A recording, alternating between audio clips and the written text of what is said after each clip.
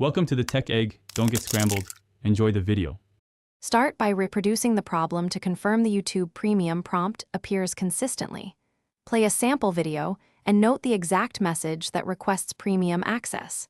Check your internet speed using a simple test and ensure you have at least 5 Mbps for stable playback.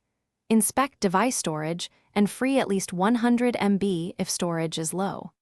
Clear the app cache next, then restart the app and try the video again to verify whether the prompt persists.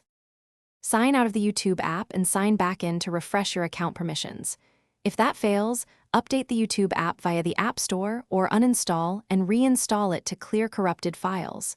Confirm the app is the latest version before proceeding.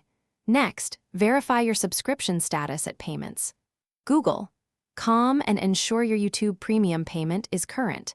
If you are on a family plan, confirm the Family Manager has added your account correctly and that your country matches the plans. If the app still shows premium required, switch to a desktop browser and open YouTube in an incognito window.